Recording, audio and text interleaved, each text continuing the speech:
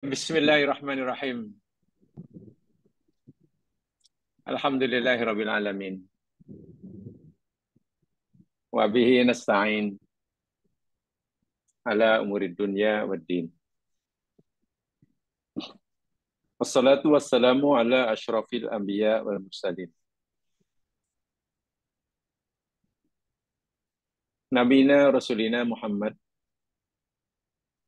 wa ala alihi wa ashabihi wa atba'ihi ila yaumiddin. Rabbi shrah li sadri wa yassir li amri wahlul 'uqdatam min lisani yafqahu qawli. Allahumma 'allimna ma yanfa'una wanfa'na ma 'allamtana warzuqna ilman. Walhamdulillah ala kulli hal. Ya Allah, ya Tuhan kami, tambahkanlah bagi kami ilmu pengetahuan tentang agama-Mu. Berilah manfaat pada setiap ilmu yang Kau ajarkan pada kami. Dan ajarkan kepada kami ilmu yang memberi manfaat bagi kehidupan kami. Allahumma ij'al khaira a'marina khawatimaha. Allahumma ij'al khaira a'malina awakhiraha wa khairu a'malina khawatimaha wa khairu ayyamina yauman nalqaka fiha. Ya Allah, ya Tuhan kami, jadikanlah sebaik-baik umur kami adalah umur yang di penghujung dan di penutupnya. Dan jadikanlah sebaik-baik amalan kami amalan yang menjadi kesudahannya. Dan jadikanlah sebaik-baik hari kami, hari ketika mana kami berjumpa denganmu kelak. Amin. Ya Rabbal Alamin. Jamaah yang dirahmati Allah sekalian, dengan melafazkan Bismillahirrahmanirrahim dan mengikhlaskan niat kita masing-masing,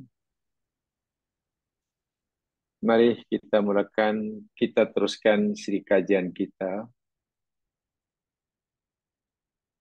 berkaitan dengan sesuatu yang akan menjadi teman setia kita, yang akan terus menemani kita sama ada di dunia, lebih-lebih lagi di akhirat. Karena teman yang satu ini tidak akan berpisah dengan kita, wabil khusus ketika kita berpindah ke alam barzah,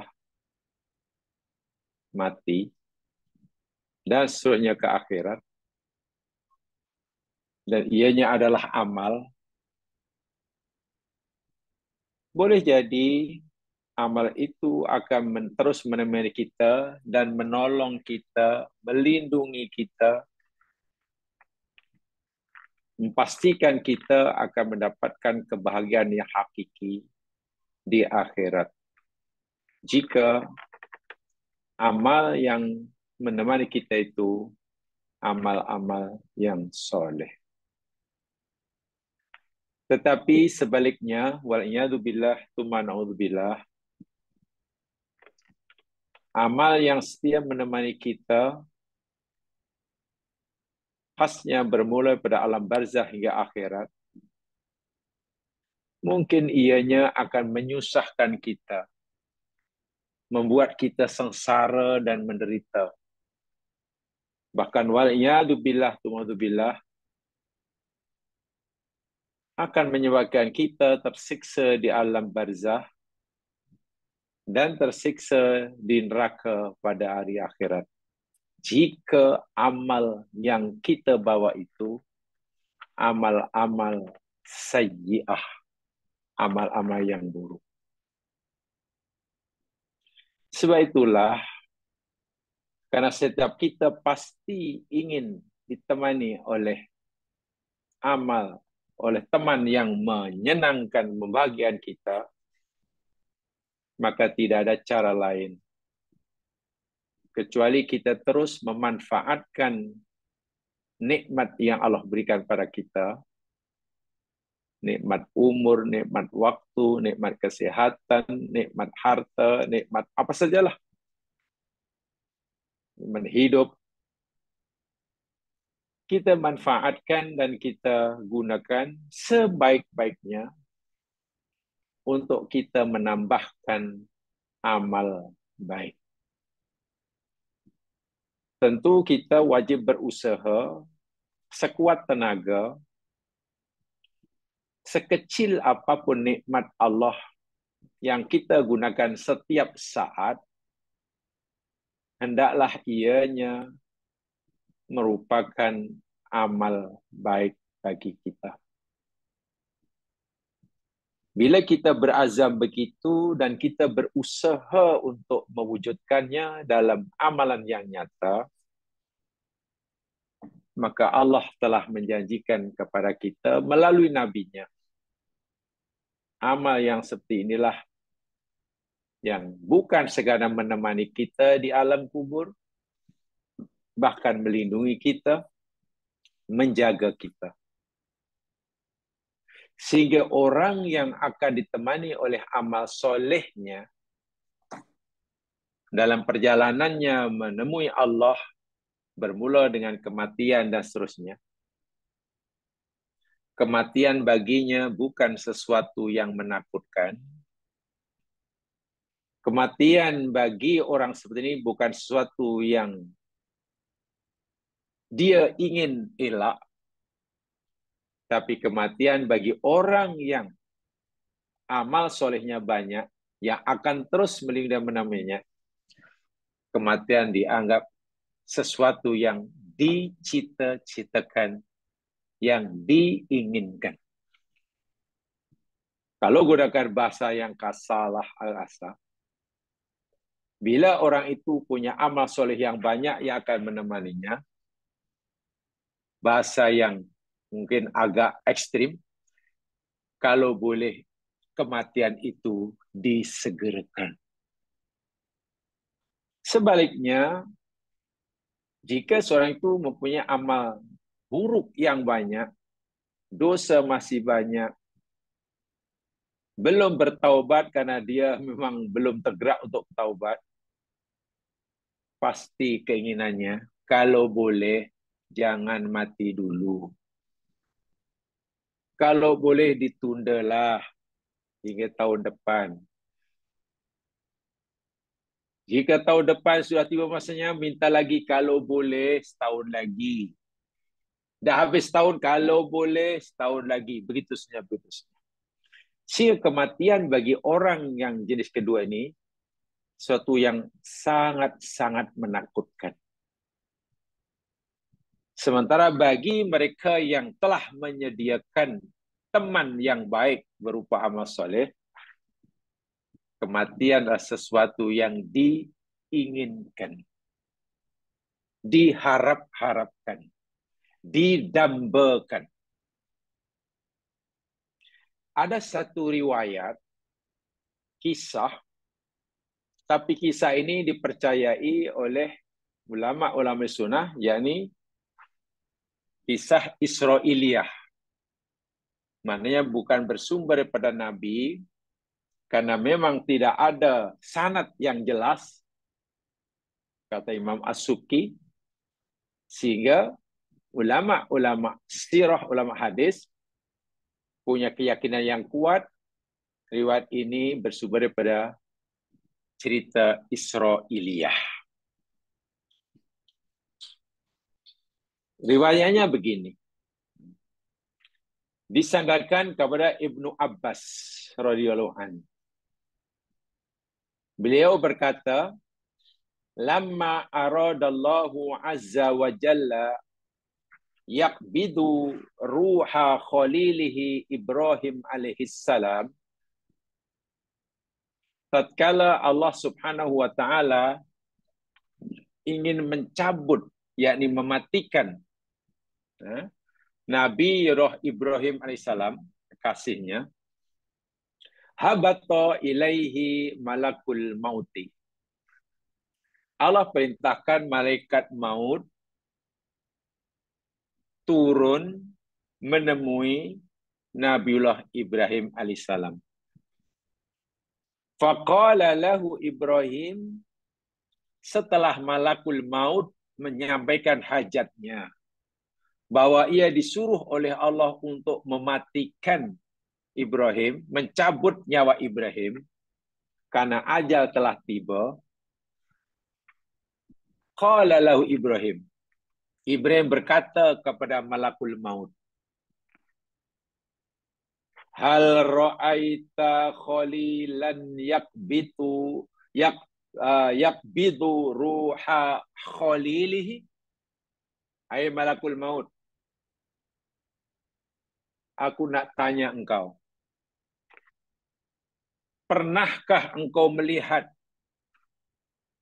seorang kekasih hendak mematikan kekasihnya? Pernah terbayang olehmu seorang kekasih hendak mematikan kekasihnya? Tentu tidak ada, kan? A sangat mengasihi B, B sangat mengasihi kasih. Takkan A mengharapkan kematian B ini segera. Kalau boleh hidup terus berdampingan. Ini kan pula malah karena aku sangat cinta kepada kamu, kamu mati sekarang. Tak mungkin. Ibrahim berdalih seperti itu pada malakul maut. Hai malakul maut, kalau kamu nak cabut nyawa aku atas perintah Allah kekasihku, pernahkah kamu melihat seorang kekasih ingin mencabut nyawa kekasihnya?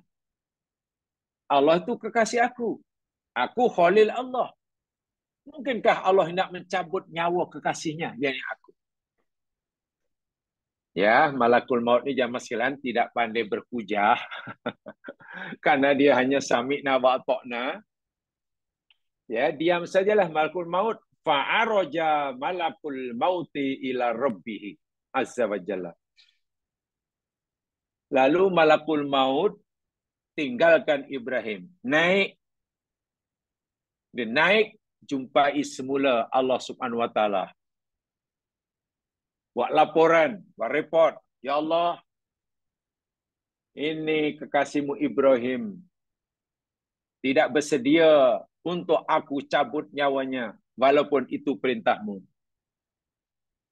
Dia kata tidak mungkin Allah kekasihnya, engkau kekasihnya, dan dia kekasihmu, engkau sebagai kekasihnya mencabut nyawanya sebagai kasih. Dia kata tak mungkin. Faqala lahu, lalu Allah berfirman pada malakul maut, tak apa, hai malakul maut, tak apa. Kau balik, kau turun semula, temui semula Ibrahim. Dan katakan pada Ibrahim, ya Ibrahim, malakul maut turun, jumpa Ibrahim, lalu berkata Ibrahim, ya Ibrahim, hal ra'aita khalilan yakrahu liqa'a khalili? Ibrahim, pernahkah kamu melihat ada seorang kekasih tidak mau jumpa dengan kekasihnya? Pernah? Pernah kamu nampak, melihat seorang kasih tak nak jumpa kekasihnya? Nabi Ibrahim faham, oh yang mana ada. Kekasih pasti ingin jumpa. Selama ini ia rindu. Yang boleh mengobati rindu, yakni berjumpa. Oh iya, ya. Aku ini kekasih Allah. Allah itu kekasih aku. Mana mungkin aku kekasih Allah tak mau jumpa Allah sebagai kekasih. Bila kekasih pasti ingin segera jumpa. Dan untuk jumpa Allah itu mesti mati dulu. Kematian itu adalah sarana utama, langkah pertama untuk seorang hamba jumpa Allah. Ibrahim kata, iya ya. Pasti aku ingin sekali jumpa Allah sebagai kasihku. Jadi kalau aku tidak mau mati sekarang, maknanya aku tak inginlah jumpa kekasihku. Jadi sini Ibrahim kalah hujah istilahnya. Kalah hujah. Qala, lalu Ibrahim berkata, faqbid ruhi sa'ah. Hai malakul maut, udahlah. Sekarang cabut saja nyawaku. Sekarang juga, tak payah tunggu-tunggu. Karena aku ingin sekali segera jumpa kekasihku. Saya ulangi, ini riwayat ini disampaikan pada kisah Israiliyah. Bukan kepada Nabi. Sebab kalau ditelusuri, ditahkik, dikaji, diselidiki, tidak ada isnad, tidak sanad yang disandarkan kepada Nabi SAW. Imam As-Subki bahkan kata, lam ajid lahu isnadan. Kami tak jumpai sanadnya kepada Nabi. Saya itu ulama hadis meyakini ini termasuk kisah Israiliyah. Jika ia kisah, bagaimana sikap kita? Membenarkannya kah? Menolaknya? Atau macam mana? Nah, Ibnu Katsir telah memberitahu kita. Seorang ulama mazhab Syafi'i, Ibnu Katsir, memberitahu kepada kita bahwasanya bila kita mendapatkan berita, riwayat daripada Israiliyah, ada 3. Kisah Israiliyah itu terbagi menjadi 3. Sehingga sikap kita terhadapnya pun kena ada 3 ini. Kata Ibnu Katsir, berdasar hadis Nabi SAW, idza haddatsakum ahlul kitabi, apabila ahli kitab, yakni Yahudi khasnya dan Nasrani, memberitakan cerita, memberitahu kepada kamu perhabaran, Nabi kata, la tusaddiquhum, kamu jangan benarkan mereka, wala tukadzibuhum, dan kamu jangan dustakan mereka. Membenarkan mereka pun tak boleh, mendustakan mereka pun tak boleh. Bahasa mudahnya, kita terima bulat-bulat pun tak boleh, tolak mentah-mentah pun tak boleh. Sehingga Ibnu Katsir kata, sikap kita terhadap ayat seperti ini ada 3. Yang pertamanya, yakni ma'alimna sihatahu bima dalla alaihi dalil min kitabillah aw sunnati rasulih. Jika kisah itu bersesuaian dengan apa yang Quran kata atau yang riwayat hadis kata, kita terima. Maknanya perhabaran atau kisah dengan Israiliyah itu benar adanya. Syaratnya mesti bersesuaian dengan apa kata Quran, apa kata sunnah. Masalahnya dalam kisah yang saya sampaikan tadi, Quran tak cerita, dalam hadis pun tak ada. Satu. Jadi nak meyakini kebenaran 100% belum boleh. Karena tidak ada pembenarnya, tidak ada justifikasinya daripada ayat atau hadis Nabi. Kemudian, atau mungkin yang kedua, ma'alimna kadibuhu bima dalla ala khilafihi minal kitab was sunnah. Bila kisah tadi nyata-nyata, terang-terang, bercanggah dengan apa kata Quran, bercanggah dengan riwayat sahih pada hadis Nabi. Kalau itu keadaannya, maka kisah yang di sana Israiliyah itu kita tolak mentah-mentah. Yang pertama tadi, bila nyata ada kebenarannya sesuai dengan apa kata hadis, kita terima bulat-bulat 100%. Yang kedua, bila bercanggah 100% dengan Quran atau hadis, kita tolak mentah-mentah 100%. Yang ketiga ini. Yang ketiga, ma'alimna kadhibuhu. Apa nak? Yang ketiga, ma huwa maskutun anhu. Kisah itu kita mengambil sikap mendiamkan diri. Mendiamkan diri maknanya apa? Fahwal ma'dunun fi riwayatihi. Tengok daripada dasarnya, tak ada pun hadis cerita yang Nabi Ibrahim pernah berhujah dengan malakul maut. Oh iya ya, tak ada lah. Tengok dalam Quran, tak ada juga ayat yang menjelaskan bahawa Nabi Ibrahim pernah berbalah dengan malakul maut ketika jemputnya. Oh tak ada pula ya. Tak ada, itu jelas tak ada. Tetapi makna yang terkandung dalam tu boleh diterima. Boleh diterima. Iya ya, Ibrahim tu Khalilullah. Allah yang kata, kekasih Allah. Jadi bagaimana mungkin Ibrahim tak mau jumpa Allah?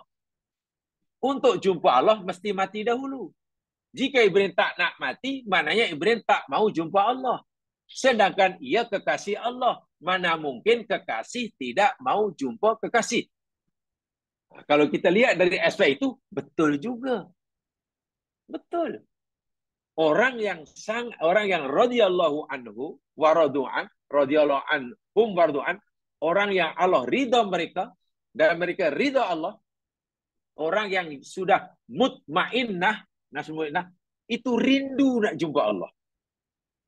Rindu nak jumpa Allah. Allah ridha, suka nak jumpa orang ini, orang yang berusia. Itu ada penyataan Quran. Dan hadis pun ada. Tentu termasuk Ibrahim. Jadi, jika kisah tanyakan mula-mula Ibrahim tak nak mati, tapi setelah diberitahu dengan sebab kematian itu kamu akan segera jumpa kekasihmu. Lalu Ibrahim, jadi segi makna boleh. Jadi kalau itu sikap kita terhadap riwayat tadi, kita tidak menganggap itu datang daripada Nabi Muhammad, memang bukan. Itu kisah Israiliyah, betul. Dari segi pengriwatannya, ya memang tidak ada dasarnya daripada hadis Nabi. Tapi dari segi makna. Sehingga ada istilah dhaiful. Riwayatnya dhaif. Bahkan tak ada asas sama sekali. Dhaif. Tapi sahihul makna. Maknanya, pengajarannya boleh diambil. Boleh ambil. Itu ya, sedikit penjelasan tentang cara memahami hadis-hadis yang seperti ini. Sebab itu saya sampaikan ini, saya hanya ingin menyampaikan pengajaran dari si maknanya, bukan daripada segi kedudukan riwayatnya. Kalau kita bicara daripada subutur riwayat, sabit atau tidak riwayat itu, valid atau tidak, jawabannya tentu tidaklah. Karena bukan hadis Nabi. Israiliyah. Tetapi dari segi makna yang terkandung, boleh diterima. Pengajarannya apa? Rupa-rupanya bila orang tu sudah bersiap sedia, sudah lama mempersiapkan dirinya semasa hidup, sudah banyak mengumpulkan amal-amal soleh, tidak mensia-siakan ruang, waktu, harta benda, kesihatan, melainkan mereka gunakan untuk beramal soleh. Karena dengan amal soleh sajalah yang akan menemani dia di alam barzah, tentulah kematian itu sesuatu yang diharapkan. Pasti itu. Jadi kematian bukan sesuatu yang menakutkan, tapi yang diharap-harapkan segera tiba. Lain halnya dengan orang yang semasa hidupnya mensia-siakan nikmat Allah, mensia-siakan umur, mensia-siakan ya peluang dan sebagainya. Sehingga amal solehnya terlalu sedikit, sementara amal sayyi'ahnya banyak. Walhal amal itu yang akan menjadi teman setianya, sama ada amal soleh atau amal yang sayyi'at. Bayangkan jika yang akan menemaninya itu amal yang sayyi'at. Jadi teman yang menyusahkan, menyengsarakan, pasti takut matilah. Pasti minta tunda, tangguh, postpone. Pasti itu. Dan itu Quran ayatnya telah kita pelajari sama ya. Termasuk hadisnya dalam siri-siri yang lepas. Pengajarannya aja mas sekalian. Sama seperti yang telah kita pelajari. Misinya sama. Yakni, jangan mensia-siakan peluang. Jangan mensia-siakan kesempatan untuk beramal soleh. Karena itu saja akan setia menemani kita. Seterusnya menjaga dan melindungi kita. Apatah lagi kita tidak tahu. Hingga bila Allah beri kesempatan kepada kita untuk beramal ini di dunia. Kita tak tahu. 5 tahun lagi kah? 6 tahun lagi kah? Setahun lagi kah? 3 bulan lagi? Tak tahu. Seminggu lagi? Tak tahu. Hendaklah ini menjadi keutamaan dalam hidup. Hendaklah ini menjadi prioriti kita dalam kehidupan. Siapapun kita. Mau mukmin, mukminah, golongan profesional, kerja sendiri, orang kaya, orang miskin, duduk bandar, duduk kampung, tua, muda, laki, perempuan. Perkara ini hendaklah dinomorsatukan. Hendaklah diberikan prioriti. Jangan sia-siakan kesempatan, peluang, sama ada kesehatan, waktu, harta benda, dan apa saja untuk kita menambahkan amal soleh. Itu poin dia. Karena benar ya mas kan, rafiqun yuzamiluka fi kulli anin wa kulli hinin. Teman setia yang akan terus menemani kita dalam semua keadaan dan waktu. Yuzlazimuka fi hali sababika wa hali haramika wa hali sihatika wa hali maradika wa fi hayatika wa ba'da mautika. Sama ada kita muda atau tua, masa sehat atau sakit, hidup atau bahkan mati, ada Rafiq, teman yang dengan setia menemani kita. Dan Rafiq itulah al-amalus soleh. Ya, al-amalus soleh. Jamaah yang dirahmati Allah sekalian. Itu riwayat pertama. Jadi riwayat Israiliyah, kalau bicara di sanadnya, tadi saya katakan kedudukannya memang tidak ada sanad dari Nabi, bukan. Sikap kita macam mana terhadap sukun. Mungkin kita tidak mengakui apa sabitnya dari si sanad memang bukan dari Nabi, tapi maknanya boleh diterima. Yang pertama. Yang kedua, dalam hadis yang telah kita pelajari, yang menjadi tajuk perbincangan kita ini jemaah sekalian, jangan lupa hadis yang menjadi tajuk, yakni Nabi pernah bersabda, yatba'ul mayyita thalathatun, yang akan mengikuti si mati ini ke alam barzah ada 3, 2 balik, 1 menemaninya. Hartanya balik, keluarganya balik, sampai tanah kubur saja. Sementara amalnya terus mengikutinya hingga ke alam kubur. Bukan ke tanah kuburan, ke alam kubur. Ini tajuk hadis itu sahih ya, yang kita pelajari. Macam mana maksudnya? Begini jamaah sekalian. Ada satu riwayat disandarkan pada Ali bin Abi Thalib. Oke. Ada riwayat yang disandarkan kepada Ali bin Abi Thalib radhiyallahu an. Radhiyallahu an. Begini riwayat itu. Bukan pada Nabi ya, tapi pada Ali. Ali dikatakan berkata, jadi kalau dalam bahasa kita dipanggil atharus sahabah lah. Bukan hadis Nabi, tapi athar sahabat. Ali diberitakan berkata, Inna bna Adam, idza kana fi akhiri yaumin min ayyamid dunya. Sesungguhnya anak Adam apabila ia telah berada pada hari terakhir kehidupannya di dunia. Katakanlah Allah bagi umur di dunia ini katakanlah 15.000 hari. Katalah 15.000 hari. Dan kita sekarang ini berada pada hari yang ke-15.000. Mana hari yang terakhir lah. Esok kita tak lagi di dunia. Esok kita pindah ke alam barzah.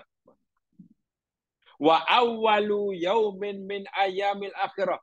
Bermana orang itu berada pada hari pertama hari akhirat. Sepadan. Tengok belakang hari terakhir di dunia. Ya, tinggal tinggal 3 jam, 2 jam, 1 jam, setengah jam, 10 menit, 5 menit macam itu. Lepasnya hari pertama akhirat. Jadi abang kematian itulah. Apabila anak Adam itu berada di hari terakhir daripada hari dunia dan akan memasuki hari pertama hari akhirat, alam barzah, muttila maluhu wa waladuhu wa amaluhu. Allahu akbar walillahil hamd.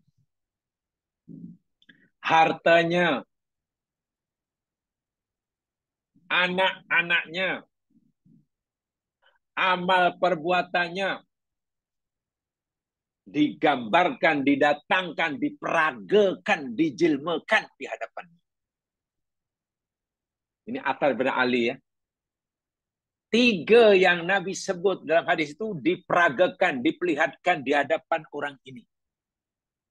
Ketika orang ini berada di saat-saat terakhir hidupnya di dunia, yang sekejap lagi akan memasuki saat-saat pertama kehidupan akhirat. Hartanya, anaknya, amalnya diperagakan. Fayaltafitu ila malihi. Lalu si mayit ini memandang hartanya. Ya, karena hartanya banyak harta yang Allah berikan. Dan dia digambarkan, diperlihatkan di hadapannya. Nampak hartanya. Fayaqul. Lalu si mayit ini bertanya kepada si harta tadi. Ditanya harta.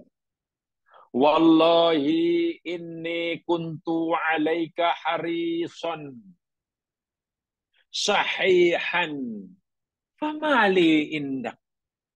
Hai harta, kamu tahu tak? Sepanjang hayatku di dunia, umurku, kesehatanku, waktuku, aku gunakan untuk mencari kamu, mengumpulkan kamu, menjaga kamu, mengembangkan kamu. Dari sedikit supaya jadi banyak, dikembangkan, dilaburkan, makin banyak, makin banyak, makin banyak. Bahkan pernah suatu saat aku tidak memberikan kamu sedikit pun pada orang lain. Oh, mana sangat lokek lah. Karena aku sangat sayang kepada kamu, aku tak pernah berikan sedikit pun daripada kamu pada orang lain. Karena sayangnya harta. Aku mencari kamu, aku jaga kamu, aku pelihara kamu, aku kembangkan kamu makin banyak, makin banyak. Bahkan seringkali karena sayangku kepada engkau, wahai harta, aku tidak pernah memberikan sedikit pun daripada kamu kepada orang lain. Karena aku sayang kamu. Jadi orang si Maya ini memberitahukan, mengungkit-ungkit jasa baiknya, cintanya kepada harta itu. Lalu tanya pada harta, famali indah. Hai harta, sekarang apa habuan untuk aku daripada kamu? Selama ini aku yang cari kamu, aku yang jaga kamu, aku bla bla bla. Sekarang nih, apa habuan bagi aku daripada kamu? Tolong beritahu aku. Ini orang ini dah saat akhir nak mati ya, maksudnya. Ya Allah, ya Tuhanku. Kata Ali harta itu menjawab ya mas sekalian. Jawaban harta, khud minni kafanak. Oh iya. Iya anak Adam. Ada habuan yang aku nak berikan pada kamu. Ada. Aku sedar selama ini kamu yang cari aku, kamu yang jaga aku, kamu yang beli aku, kamu yang berikan aku. Ada habuan, ada. Apa itu? Tolong berikan pada aku habuanku. Kata harta, khud minni kafanak. Okelah, kamu ambillah kain kafanmu daripada aku. Ambillah daripada aku untuk kamu jadikan kain kafan. Kain kafan kan harta benda. Ya Allah, ya Tuhanku. Itu saja rupanya yang diberikan oleh harta yang selama ini kita cari dan kita sayangi. Kain kafan. Allahu Akbar. Emas peraknya tak mau dia berikan pada kita. Rumahnya yang majbak istana tanah. Nilainya mungkin berjuta-juta ringgit. Mungkin. Bahkan ramai orang yang memimpikan punya kekayaan macam kita. Penat kita mencarinya. Berpeluh-peluh. Wahai minta maaf, bila sanggup menipu masa mencarinya. Ketika ia perlukan pertolongan, karena hidupnya dalam keadaan sangat kritikal. Harta, sekarang apa budi balasmu kepada aku? Aku perlukan kamu. Ya, aku akan bagi kamulah. Ada hubungan kamu, ya anak Adam. Yani, ambillah daripada aku kain kafanmu. Astagfirullahaladzim. Kita rupanya hanya dapat kain kafannya. Wah, yang kita kumpulkan. Ya Allah, ya Tuhan. Coba bayangkan kalau yang kita kumpulkan itu kita sia-siakan. Tidak mendatangkan, tidak mudahkan kita beramal soleh. Bagaimana kecewanya orang ini. Dia akan ditanya tentang semua hartanya di alam barzakh. Sementara dia hanya mendapatkan kain kafannya saja. Coba berapa persen nilai kain kafan yang dipakai untuk membungkus jasadnya dibandingkan dengan kekayaan yang ditinggalkannya? Berapa peratusnya? Kalaupun ia dapat manfaat, manfaatnya hanya senilai kain kafan itulah. Tertutup auratnya. Selebihnya, ya mungkin 99,99% ditinggalkan.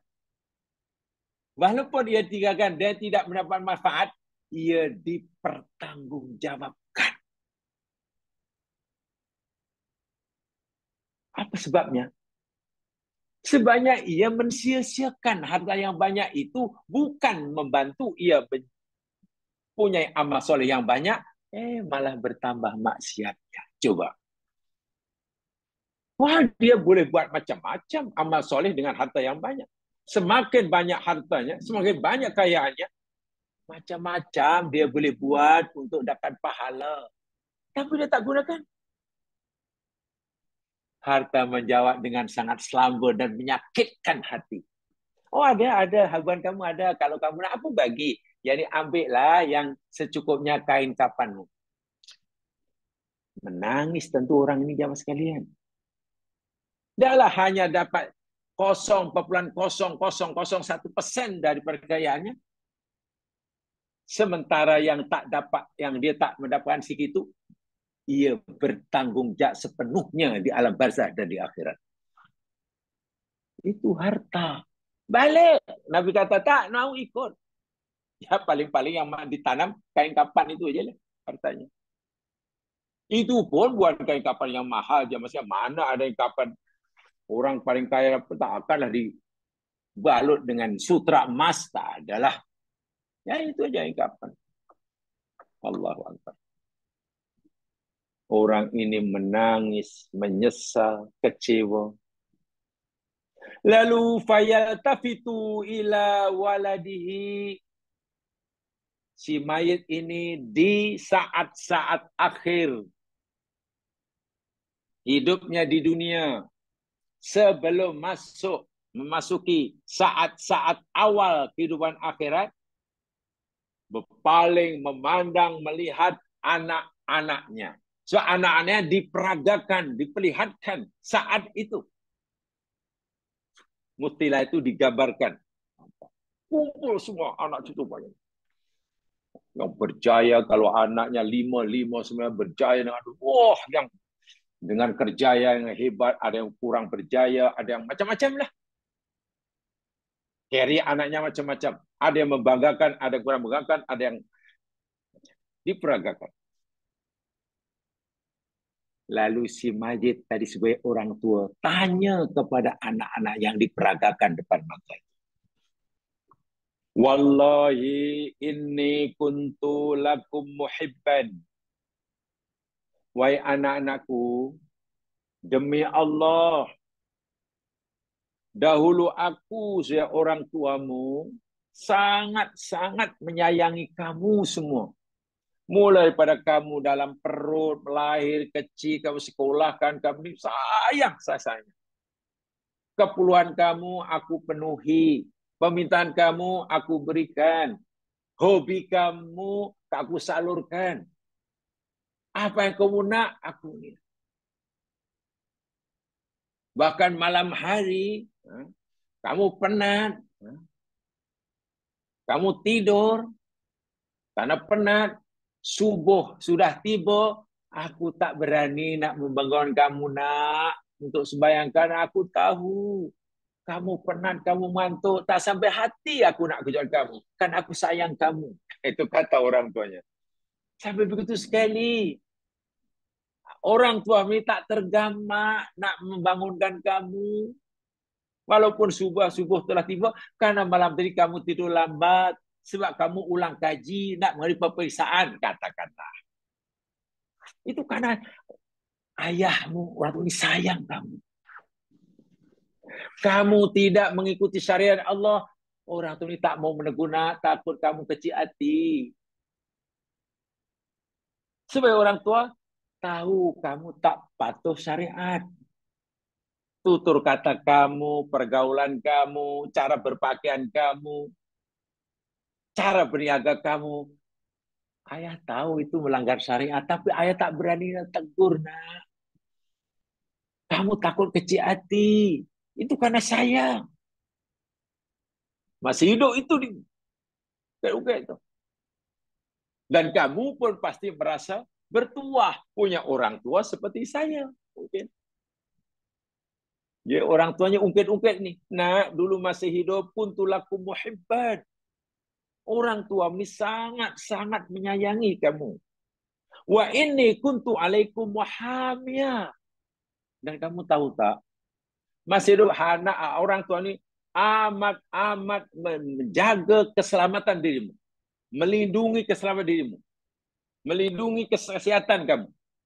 Demam sikit pun ayah hantar kamu ke hospital pakar. Demam. Pergi hospital pakar, apa namanya, luar negeri. Itu baru demam. Demam karena gerimis, antar ke hospital pakar. Bukan klinik apa namanya, satu Malaysia. Hospital pakar. Ayah antar nak, cari yang terbaik di Hong Kong adanya. Orang tuamu melindungi kamu nak. Tak sampai hati melihat kamu susah, tak sampai hati kamu terancam keselamatan kamu, tak sampai hati kamu melihat kamu gagal. Setelah ayahnya orang tua ini yang nak mati ini puas menceritakan jasa pengorbanan dirinya untuk kebaikan anak-anaknya, lalu orang tua yang berada di ambang kematian tanya pada anaknya, "Famadzali indakum?" Wahai anak-anakku, sekarang apa agak-agak habuan untuk saya daripada kamu? Sekarang apa balasan kamu kepada orang tua sekalian? Ayah perlu nak balasan daripada jasa baik ayah pada kamu. Sekarang apa nak yang kamu nak berikan? Budi, balas budi kamu pada ayah apa? Ayahnya cakap jujur. Oh begini ayah. Yani nu'adika ila hafratik. Nuarika fiha. Oh ya. Kami akan membalas budi ayah. Dan balas budi kami pada ayah yang telah membimbing kami, yakni pertama, kami semua rela menghantar ayah ke tanah perkuburan. Rela, nanti kita akan naik satu kereta. Namanya kita ambulans. Ya, kami rela. Kami bersedia ambil cuti ayah, antar ayah. Bahkan kami juga ikut menggali kubur ayah. Kami ikut gali. Dan kami bersedia juga untuk memasukkan ayah fi hufratik, di dalam liang lahat ayah. Dan sebenarnya kami juga yang menimbus ayah, tutup dan kami pun balik. Itulah ya balas budi kami pada engkau. Kami balik ya. Anak semua balik. Subhanallah. Ini maksudnya. Nak mengharapkan harta, harta macam itu jawabannya. Nak berikan anak pinak, macam itu jawabannya. Tinggal satu. Lalu dia fayal tafitu ala amali. Dia memandang, melihat amalnya yang diperlihatkan di hadapannya.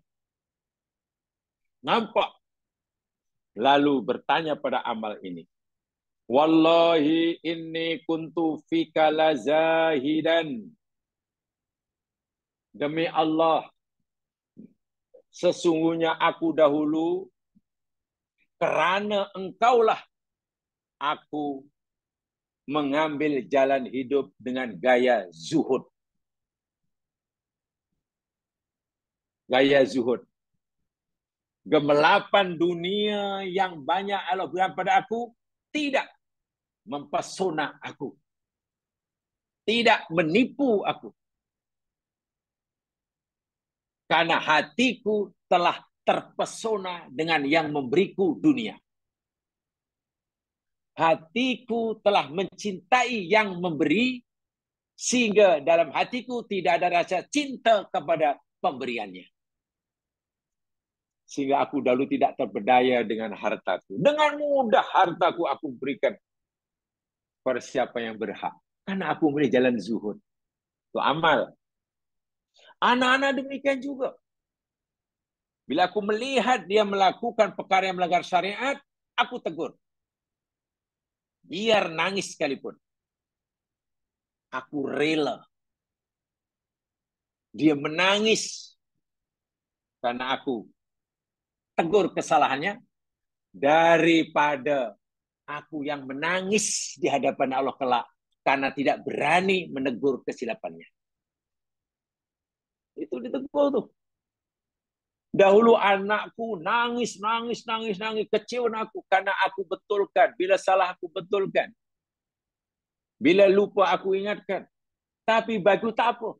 Nangislah. Kecewalah. Tangisan anakku karena aku tegur kesalahannya lebih baik bagi aku. Daripada aku nanti menangis di hadapan Allah karena aku tidak berani menegurnya, menegur mereka ketika itu jalan hidupku. Itu amal. Cintanya pada harta, cintanya pada anak. Tidak memperdayakannya untuk terus suhud dalam hidup. Mengutamakan Allah yang memberi. Bukan anak dan harta sebagai pemberiannya. Wa in kunta alayya lataqilan. Walaupun memang waktu itu aku berat sekali untuk melakukan seperti itu. Dia bercakap dengan amalnya tuh. Amalnya nampak banyak dan baik belaka. Tidak mudah aku dulu melakukan kamu, wahai amalku. Tak mudah. Banyak ujiannya. Godaannya sangat banyak. Tapi aku sabar, tawakal. Sehingga akhirnya aku berjaya melakukan amalan seperti kamu. Amal soleh itu. Lalu orang bertanya, "Famada indakal? Famada li indak?" Sekarang wahai amalku, apa habuan bagi aku daripada kamu? Karena dahulu aku melakukan kamu, amalan itu tidak mudah. Berat. Ujiannya tidak ringan. Sehingga aku mati. Nah sekarang apa balasanmu kepada aku? Ditanya pada amalnya. Apa aja amal? Allahu Akbar.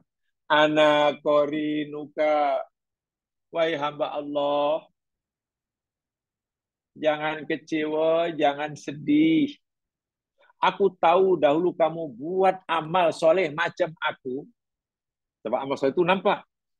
Kamu yang berat melakukan amal macam aku. Tapi jangan sedih, jangan khawatir. Bertuahlah. Aku akan terus menemani kamu. Aku korinuka. Fikobrika. Di dalam kubur, jangan khawatir. Aku menemani kamu dan melindungi kamu dan menjadi pembela kamu. Wa yauma nasuruka. Dan pada hari nanti kamu dibangkitkan, digiring, dikumpulkan di padang mahsyar. Aku tetap menemani kamu dan membela, melindungi kamu. Hatta ridho ana wa anta rabbi. Sehingga aku dan engkau berhadapan dengan Allah Subhanahu wa taala. Ketika kamu dihisab di hadapan Allah. Laisa bainahu wa bainal turjuman, kata Nabi. Tidak ada penterjemah antara hamba yang dihisab dengan Allah yang menghisab. Tak ada. Betul-betul Allah sebagai hakimnya dan kamu sebagai yang tertuduh. Jangan khawatir.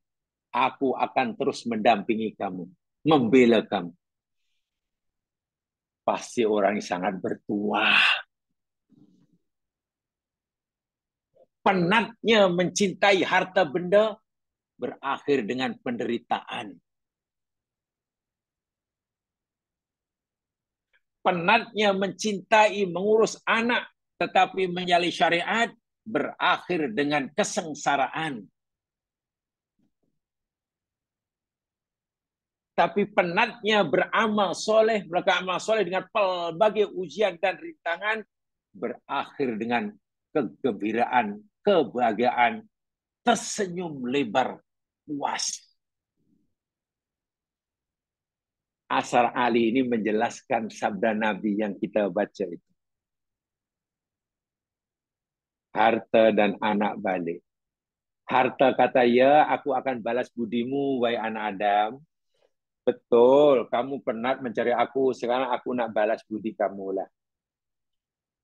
Habuan kamu daripada aku, ambillah kain kapan kamu. Allah, mak.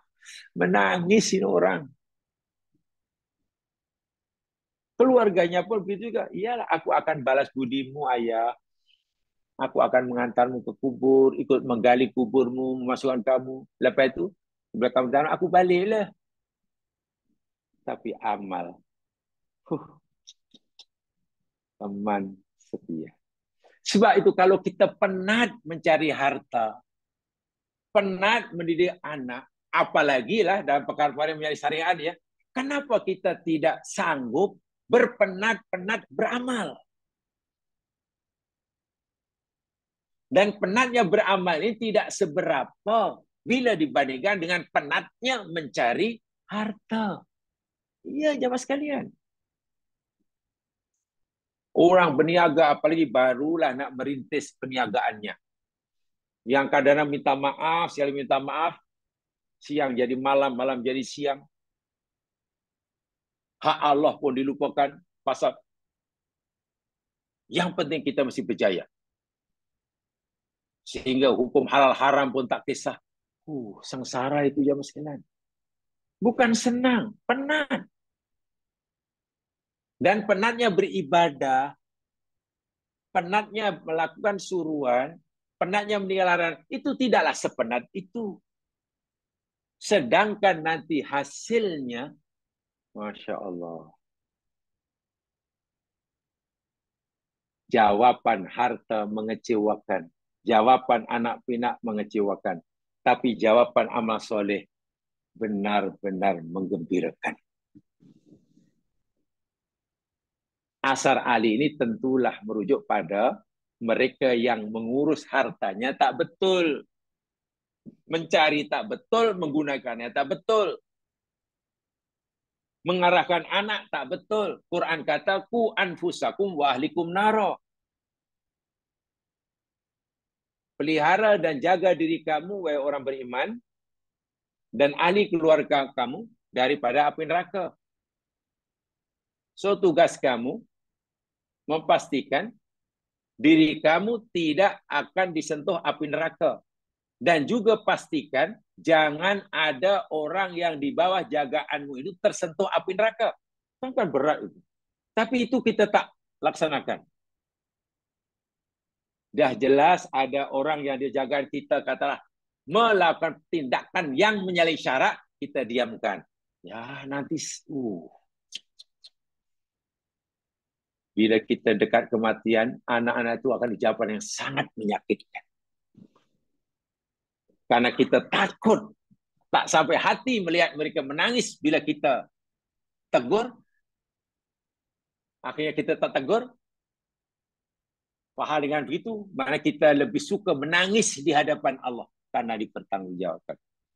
Itu saja langkah yang benar-benar silap ya, yang benar-benar silap. Wa ka'annal insan yukhatibu amna'ahu.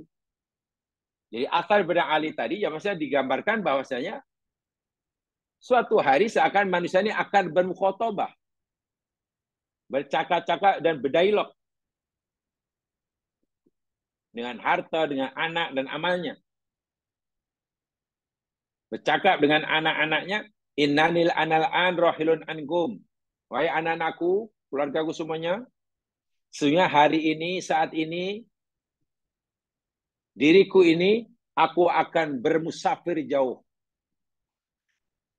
Melakukan perjalanan yang panjang dan kekal abadi.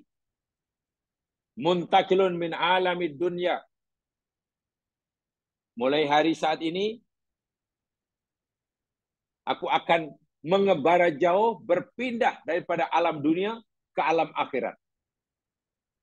Jadi tak mungkin balik. Walaqad kuntu ankum mudafi'an walakum muhibban. Dan ingat, jangan lupa, semasa saya masih hidup, saya menjaga kesehatan kamu, mencintai kamu, melindungi keselamatan kamu. Famada tuqaddimun li. Sekarang apa yang kamu, budi apa yang kamu nak berikan kepadaku? Kalau kamu nak membalas budi. Jawabannya rupanya hanya itu saja. Anu qaddimuhu laka wa anu silaka ila khairika anfurka fi. Ya, aku boleh balas budi engkau, wahai orang tua. Yakni aku akan hantar kamu ke tanah kuburan. Aku akan ikut menggali kuburmu. Dan aku akan ikut menutup, mengembus liang lahat. Allahu Akbar. Kalau seperti itu, macam mana jemaah sekalian ya? Tentulah penyesalan tak sudah. Inilah juga maksud ya, ayat firman Allah Subhanahu wa taala. Coba jemaah lihat, ya, lihat Al-Qur'annya.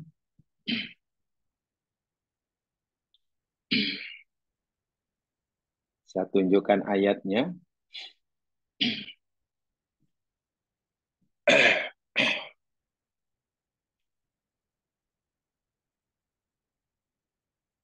Lihat firman Allah Subhanahu wa taala di dalam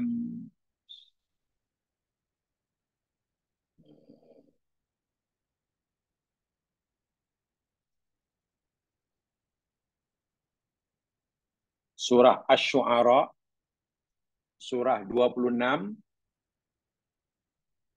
Tengok ya.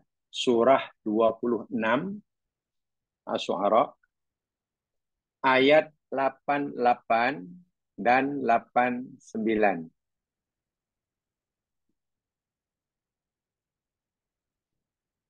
Surah 26 ayat 88 dan 89.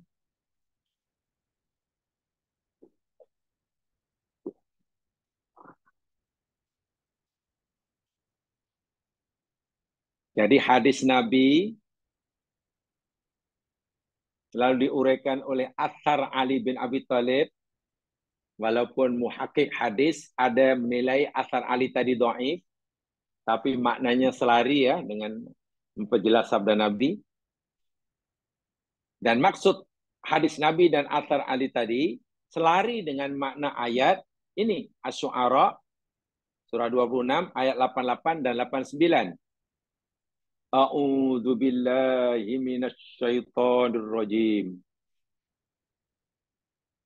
Yauma la yanfa'u malun wala banun.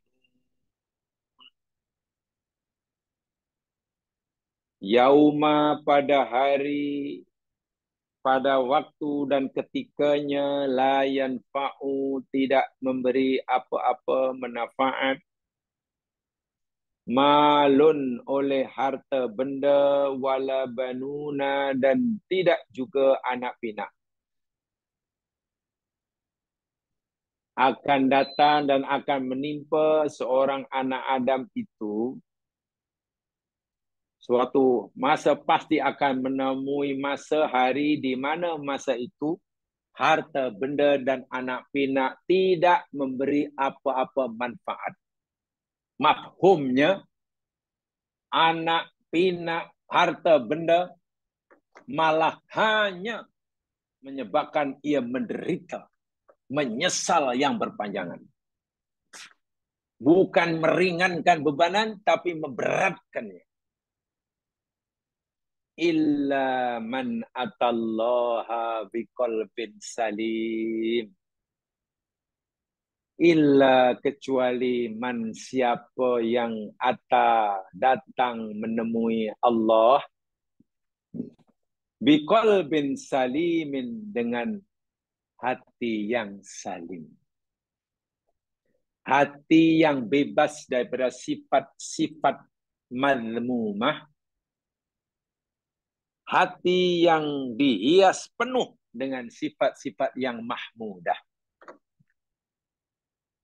Bila hati sudah kosong dari sifat tercela dan dipenuhi dengan sifat terpuji, pasti akan melahirkan amal-amal yang soleh. Pasti.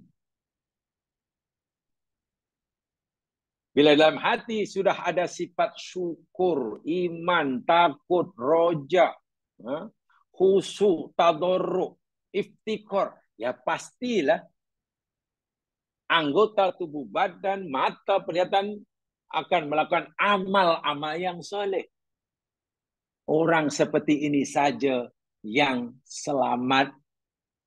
Hanya amal saja yang boleh memberikan manfaat. Nak mengharapkan manfaat daripada harta, benda ini dan anak pinak, Quran kata, lalu bagaimana? Lalu apa fungsi harta dan anak kalau begitu? Nah, ayat ini memberi ketahui kita secara tak langsung, jika kita mahu jumpa Allah dengan qalbun salim, kita senang lenang, bahagia, tersenyum, kegembiraan. Manfaatkan harta yang Allah berikan itu, anak-anak yang Allah anugerahkan itu, kita jaga, kita urus, kita tadbir, kita tasarrufkan sesuai dengan dia yang memberikannya. Dalam bahasa agamanya disebut syukur. Salah satu definisi syukur ialah tasarrufun ni'am nahwal mun'im. Okay. Salah satu definisi syukur ialah tasarrufun ni'am nahwal mun'im. Syukur ialah menggunakan, membelanjakan, mentasarrufkan, memanfaatkan nikmat Allah sesuai dengan kehendak Allah. Itu syukur. Allah bagi kita kesihatan. Pasti Allah ada tujuan. Kenapa Allah bagi kita sehat ya? Sedangkan orang lain sakit. Allah bagi kita harta. Kenapa ya Allah bagi harta lebih daripada keperluan diriku? Orang lain pula cari tak cukup. Kenapa ya Allah bagi jalan mudah untuk meniti karier? Orang lain ya Allah bahkan ada yang buang kerja. Setiap nikmat yang Allah berikan pasti ada matlamat dan tujuan. Kenapa Allah beri itu? Nah, bila nikmat-nikmat ini kita gunakan, kita manfaatkan, kita urus, kita tadbir sesuai dengan kehendak Allah yang memberi kita nikmat, itulah syukur. Dan syukur itu termasuk amal soleh. Dan amal soleh itulah yang memberikan pertolongan kita. Tapi kalau tidak, jemaah sekalian, Allah Akbar. Kita salah gunakan harta benda, anak pinak, amal soleh data ada, harta benda anak pinak langsung tidak memberi manfaat pada kita. Bahkan jawapan harta benda ketika ditanya, jawapan anak pinak ketika ditanya oleh orang ini di saat-saat kematiannya, dengan jawapan yang sangat-sangat menyakitkan. Tak terbayang dalam pikiran orang ini. Macam itu jawaban kamu ya. Penat aku kumpul kamu. Penat aku jaga. Rupanya itu kamu balas budiku katanya. Yalah aku hanya boleh balas budimu. Ambil lah. Kain kapanmu kamu ambil lah. Itu aja yang aku untuk kamu. Allahu Akbar. Balas budi aku balas lah. Apa dia? Ya aku akan antar kamu ke kubur lah. Aku akan ikut menggali kuburmu. Aku akan ikut memasukkan kamu dalam liang lahatmu. Aku ikut sama menimbus. Allahu Akbar. Liang lahatmu. Kan menyakitkan. Jawaban itu pun sudah siksa aja mas. Sudah siksa. Benar firman Allah. Akan tiba saat dan masanya pada manusia. Di mana saat itu harta benda anak pinak tidak memberi apa-apa manfaat. Bahkan menyusahkan, menyengsarakan. Kecuali sesiapa yang datang menemui Allah. Atallaha itu datang Allah itu maknanya mati. Bila orang mati, maknanya itu peringkat awal, stesen pertama untuk jumpa Allah.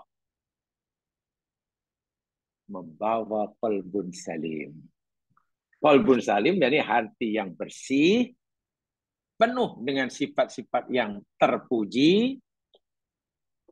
Contohnya syukur, qanaah, khauf, roja, sabar, tadarru, iftikor. Banyaklah sifat-sifat itu. Mahabbah, dan lain sebagainya. Kosong daripada sifat-sifat yang keji. Mengeluh, tamak, haluba, pendendam, dengki, macam-macam. Dan bila hati penuh dengan sifat terpuji, akan melahirkan tangan akan melakukan benda yang baik. Mata hanya melihat benda yang baik. Telinga hanya mendengar suara yang baik. Mulut akan berkata yang baik. Kaki hanya melangkah pada benda yang baik. Kerja hanya yang baik. Dan semua yang keluar dari anggota tubuh badan, yang semua baik-baik belaka itu, karena itu cerminan daripada jiwa yang bersih, itulah amal soleh. Sehingga bila ia bekerja, bukan sekadar mendapatkan rezeki yang halal, tapi dia juga mendapatkan pahala ibadah, amal soleh. Makan minumnya Allah beri kecukupan dan dapat pahala. Itu amal soleh. Jerih payahnya. Bekerja di atas muka bumi, dicatat sebagai amal soleh yang akan menjadi teman di akhirat, dan di dunia Allah juga beri kejayaan. Dikabulkan hajatnya, diberikan permintaannya Allah, dimudahkan urusannya. Syaratnya semua itu mesti berada di atas landasan syariah. Punya anak wajib kita didik. Lahir saja kita tahnikkan. 7 hari kita akikahkan. Kita beri nama-nama yang baik. Kita ajarkan kenal dengan Allah Tuhannya dan Nabi Muhammad Rasulnya, kenal akan agamanya, sehingga faham akan mana halal, mana haram, mana makruh, mana sunat, mana perintah, mana larangan. Terus menerus kita ajar.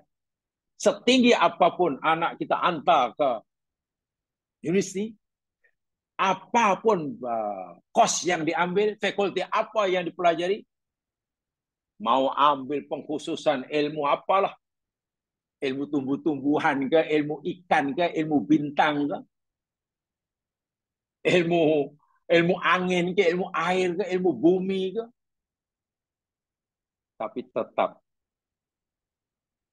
tapi dia tetap menyayangi yang mencipta semua itu. Tetap takut akan yang mencipta ilmu yang dipelajari. Kata kalau pergi nak belajar apa? Oh, nak belajar tentang bintang banyak. Nak mendalami tentang astronomi. Nak mendalami tentang astrofisik. Katakanlah. Nak menentukan tempel bagi ilmu. Ya, tapi ingat. Yang saya akan pelajari ini sebenarnya hanya ciptaan. Dan aku belajar ini agar aku lebih mudah mengenali yang mencipta. Ya ada Allah. Woi, pahala John. Dahlah balik nanti selepas sekian tahun, 4, 5, 6, 7 tahun, dapat degree, PhD. Ilmu dapat. Akidahnya makin mantap. Inilah namanya amal soleh. Dunia pun dah diberikan, apalagi di akhirat. Orang tua melihatnya, alhamdulillah. Sekarang anakku sudah jadi golongan intelektual, seorang pakar ekonomi. Alhamdulillah sesuai dengan minatnya. Dia menjadi pembentang kata dalam seminar-seminar ekonomi dunia. Mengaturnya. Tapi Masya Allah, ilmu ekonomi yang dipelajari, semuanya menempati syariah. Dia ingin memajukan ekonomi negaranya, tapi dia pantang melibatkan diri dalam praktik-praktik rasuah dan riba. Karena dia takut kepada yang menciptanya. Tak bangga macam mana si orang tua. Memang penat nak mendidik seperti itu.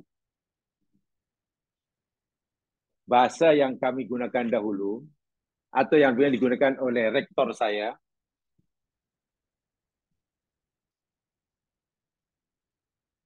saya dulu punya rektor, pernah punya rektor, namanya doktor, uh, kalau digelar dengan title sana sangat panjang lah, tak tahu di mana belajar, macam mana boleh alim macam tu, saya pun kagum. Sebab profesor, doktor, engineer, kiai, haji, Musta'in Ramli, SH,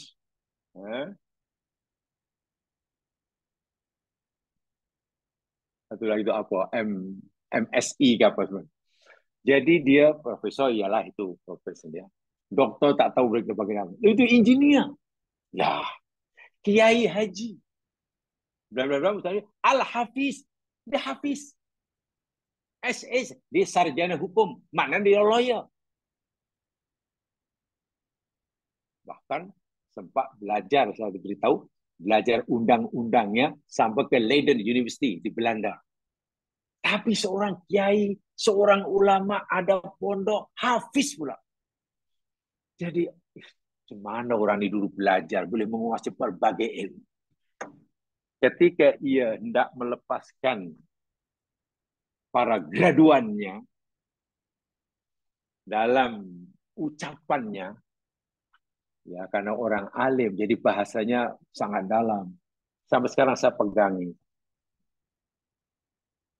Saya mau katanya kamu sebagai pelajar-pelajar di universiti ini,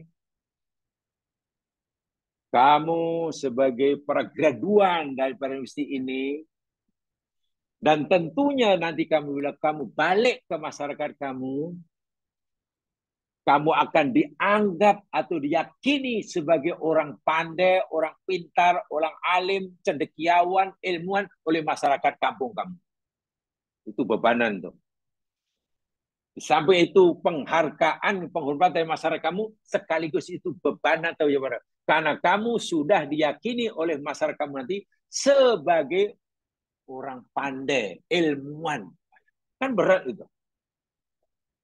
Sebab itu aku mau kamu jangan berhenti belajar. Bila keluar dari ini, sambung yang ada kesempatan. Karena aku mau sarjana-sarjana, para graduan yang belajar di universiti ini, nanti keluar menjadi golongan-golongan intelektual, pemikir-pemikir, cendekiawan, ulama, bahasa yang beliau gunakan waktu itu,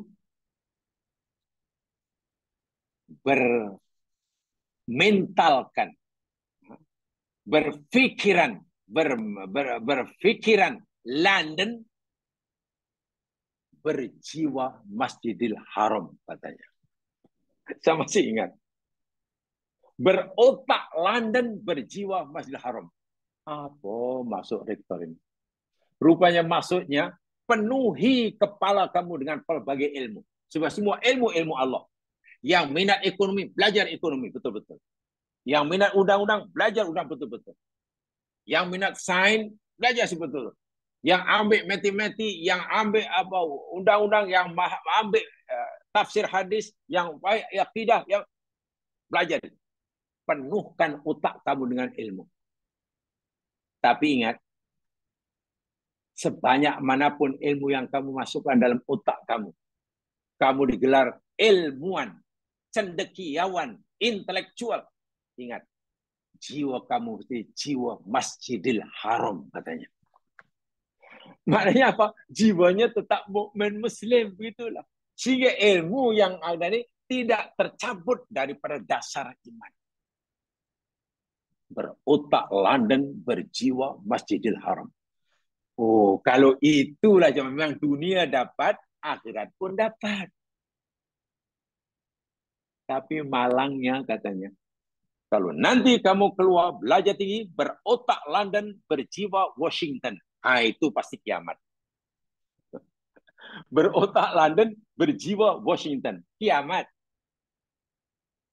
Macam-macam pandai, bahkan terkenal. Tapi iman tak ada. Namanya pakar ekonomi. Tapi dia kuat menipu. Orang kenal sebagai lawyer yang terhebat. Tapi dia yang paling sering mempermainkan bahasa undang-undang. Coba macam mana coba? Itu karena dia seorang sarjana matematik. Ya. Karena jiwanya bukan jiwa Masjidil Haram, walaupun otaknya paham tentang rumus kaidah matematik, praktiknya salah. Cuma salah. 6 campur 4 kalau ikut rumus matematik, ya 10. Dan orang tu tahu karena pakai matematik. Tapi karena jiwanya bukan jiwa Masjidil Haram, 6 campur 4, ada berapa? Ada 8. 6 campur 4 praktik ini dari 4, dari 8. Bukan 10. Pasal apa? Jiwanya Washington. Dapat bantuan, kata dia order kuasa. Dapat bantuan daripada kerajaan pusat ke kawasannya. Bantuannya berapa? Mula-mula kerajaan pusat bagi 6 juta ringgit. 6 juta mula-mula. 4 bulan, 5 bulan berikutnya, kerajaan pusat tambah lagi 4 juta. Dahulu 6, sekarang 4. Kan 10 sepatutnya 6,4. Tapi karena yang menerima bantuan tadi, matematiknya tidak berdasarkan Masjidil Haram, jiwanya Washington, yang sampai pada masyarakat kampungnya hanya 8 juta. Mana yang 2? Entah yang 2 mana. Itu contoh matematik yang tak baca bismillah. Pakar matematik tapi tak baca bismillah. Itulah kesannya. 6 campur 4 boleh 8. Bayangkan.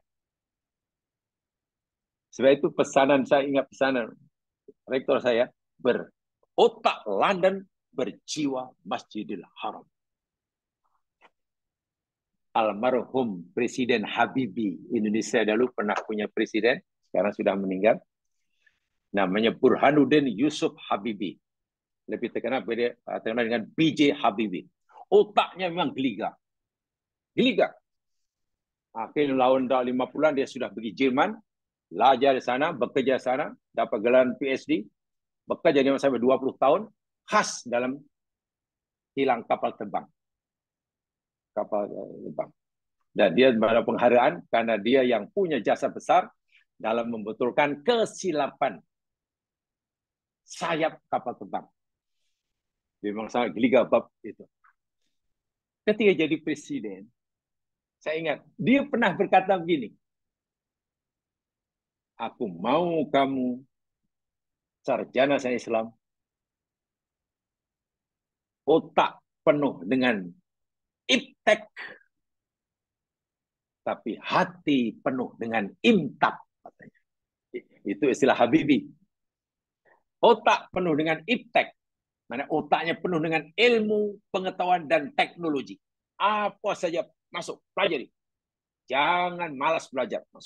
Tapi ingat, selepas otak kamu penuh dengan ilmu, kamu jadi cendekiawan, hati kamu dan kamu penuh dengan imtak, iman dan takwa. Kalau itulah yang kita persiapkan untuk anak-anak kita, dunia dapat, akhirat dapat. Dulu masa saya masih menuntut jasa, dia kata memang biasa lah. Di kampus saya atau di mana-mana itu biasa, khotib-khotib tak semestinya orang belajar dari Timur Tengah. Tak. Ada seorang dokter. Dokter itu pakar. Ya, seorang neurologis lah. Pakar saraf. Tapi background dia pondok. Ya, karena dia tahu agama, tahu baca Arab, akhirnya disuruh berkhutbah lah. Ada jadwal jadi khotib di sebuah masjid. Maklum masjid itu masjid bandar metropolitan. Jamaahnya bukan jamaah orang awam. Pemikirnya mahasiswa banyak. Dipilihnya salah satu khotibnya, yakni seorang pakar saraf. Dia seorang neurologis. Tak tahu neurosains kan, neuro apa, saya tak tahu. Jadilah khutbahnya, itu khutbah juga. Dia tidak cerita tentang akhirat, tidak cerita tentang apa namanya? Ya seperti yang khotib baca tentang ini, dibaca dapat tak ada cerita tentang keajaiban saraf, jaringan saraf yang dalam otak manusia. Disampaikan lebih kurang dalam 20 menit, biasanya 20 menit lah khutbah paling lama. Sangat mengagumkan. Semua pendengar hadirin, jamaah juga semua, astagfirullahaladzim, macam itu rupanya otak kita. Rupanya Allah bagi anugerah. Dan itu adalah ilmu yang sangat-sangat Masya Allah. Tentu dia tidak akan mengupas ayat-ayat hukum karena bukan pakarnya. Yang disampaikan yakni tentang keajaiban nih, jaringan saraf dalam otak yang Masya Allah. Sehingga jamaah bukan sekadar dapat pahala karena pergi Jum'ah, tapi juga dapat ilmu. Dan itu ilmu Allah yang jarang disampaikan. Kenapa orang ini dapat, dokter ini dapat bagian untuk jadual untuk khutbah? Ya karena khutbah ini jamaah sekalian didengar oleh orang yang paling ramai. Sarahan yang paling ramai orang mendengarnya, khutbah Jum'ah lah. Kalau kuliah masjid, kuliah maghrib kan sedikit. Tapi cuma kalau khutbah Jum'ah, sampai keluar. Sayang kalau khutbah itu isinya hanya benda yang ya biasa-biasa saja. Kalau isi khutbah hanya biasa, ya jamaah ramai yang mengantuk deh. Apalagi bila bulan Ramadan. Mungkin yang laki paham lah. Bila Ramadan, minta maaf, kita pasang. Ada khotib itu belum berkhutbah, jamaah sudah ada yang kata pasti itu, pasti itu. Betul. Jadi jamaah sudah dapat meneka apa yang disampaikan. Baca ayat ya tidak menukuti waalaikumsalam itu diulang. Hari itu kuliah subuh itu. Jadi jamaah pun napalah macam itu. Bukan yang disampaikan itu tak betul. Betul. Quran. Tapi kenapa diulang-ulang? Seakan-akan agama itu hanya itu. Nah, itu masalahnya. Coba kalau orang-orang sendiri diberi peluang untuk khutbah. Pakar apa namanya otak itu, pakar jantung diberi peluang, pakar kulit, seorang engineer diberi peluang, pakar ilmu tentang apa namanya aerospace diberi peluang. Syaratnya orang agama ya, ya biasanya punya background biasanya sekolah agama masa sekolah menengah, jadi tahu lah baca Al-Qurannya fasih. Tapi nanti yang disampaikan bukan cerita hukum hakam. Cerita ilmu yang dikuasai pasti akan menarik perhatian. Sehingga kita akan Masya Allah.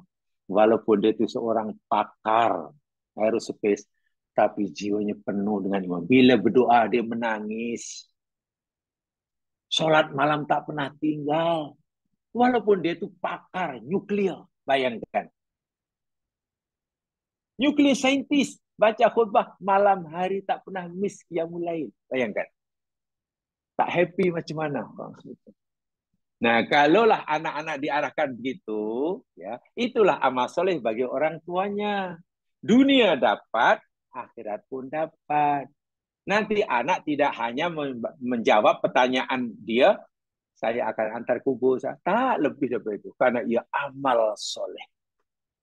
Dunia dan anak dijadikan kendaraan untuk amal soleh. Saya yakin semua kita diberi peluang oleh Allah seperti itu. Jadi, tinggal kita sahaja sama ada memanfaatkan ataupun tidak. Jemaah sekalian, nampaknya itu saya sampaikan. Mudah-mudahan diberkati oleh Allah Subhanahu wa taala. Kurang lebihnya mohon dimaafkan. Subhanakallahumma bihamdika asyhadu an la ilaha illa anta astaghfiruka wa atubu ilaik. A'udzu billahi minasyaitonir rajim wal 'asri innal insana lafi khusr illa alladziina aamanu wa 'amilus shalihaat wa tawassaw bil haqq wa tawassaw bis sabr. Assalamualaikum warahmatullahi wabarakatuh.